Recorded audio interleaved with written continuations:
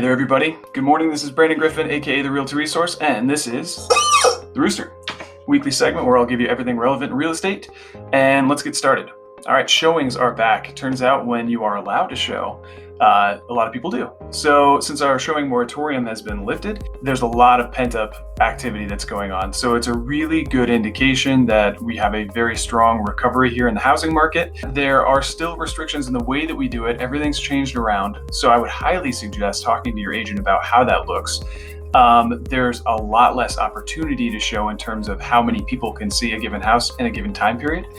And we have to do very different things. So now it's definitely requiring everyone to be flexible, to be patient, and to be on top of their game. So if your dream home pops up and you want to see it, call your agent right away. And honestly, if you really want to capture it, you might still have to be comfortable putting in an offer sight unseen because, quite frankly, you might not be able to get that showing in time. Mortgage applications for purchases are up, and it's probably because the rates are so low. The volatility is kind of smoothed out a little bit as the Fed is buying up bonds. If you want to know more about the volatility and the mortgage market, I've done some videos on that. We'll talk a little bit more about it later. Key takeaway, if you're thinking about any of this, you should really talk to your mortgage professional or your real estate professional.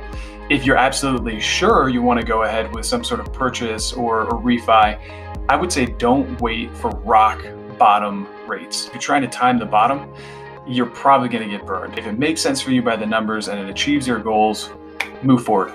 Is the housing market already recovering? A Curbed article yesterday said that, they think housing is basically past the worst of this and it might be recovering. Zillow and Redfin are both starting their iBuying after their quarterly earnings reports. And so that's a huge indication that if those companies feel safe buying properties again, we may or may not be past the worst of it. And even the Wall Street Journal has done a couple articles, one of them about how prices were going up during this whole thing, but it's because of the super limited supply. I can't tell you whether or not we're past the worst of it. What I can tell you is that there's a lot of demand for housing and a very, very little supply. So if you're thinking about doing some sort of home purchase, please contact your professional. It's different everywhere. From Housing Wire, Wells Fargo joined Chase in stopping all HELOCs and cash outs. So many lenders are increasingly risk averse. They're not allowing people to take all the equity out of their home anymore. And that was one of the reasons that we had that big bubble burst before. There are still options if you need to pull some equity to pay some bills. Now is the time to talk to somebody because there also might be opportunity should the market shift and cash is king. We've got another 3 million in unemployment claims. There's 7.7% of all mortgages right now are in this forbearance, which is something I've been talking about a lot, where you can stop making payments for a while. But again, what happens at the end of that forbearance program is very, very important. It comes to a total of $6.6 billion per month that these people that you make your payments to owe the next people in line. With the unemployment claims and the forbearance, it's like we're getting all these conflicting messages because I just said that the housing market might be in a total recovery already.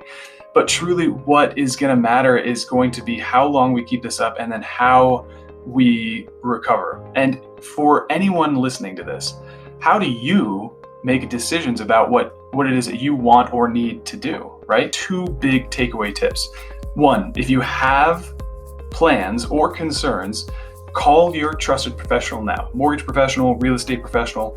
Not all the data is applicable to you, so let them sift through it and tell you what you need to know, right? And then let them kind of keep tabs on it for you so you don't have to worry about that, which allows you to, number 2, control what you can. With someone on your side looking out for your interests, then you can do whatever you are capable of doing to make changes for yourself, make things better, right? Every one of us is trying to figure out how to come out of this in the best way possible. And we're learning things from different countries as everybody's going through this together around the globe. Germany happens to be one of the shining stars in showing us how to come back. They have these strict rules very early on. And the result of all this is, 1/4 less deaths than similar European countries. People in Germany are feeling more safe returning to work because they didn't actually, not all of them left. So if we can use that as a model and we can again control what we can to get back to work, I really do truly feel like there will be less ripple effects now that maybe we're returning to work. Not everybody's kids are going back to the places that they were going. So it's really putting a rub on many people and they're trying to figure out what to do. So We talked a little bit about this with Kim West in the Live at Lunch last week about how to deal with relationships and co-parenting.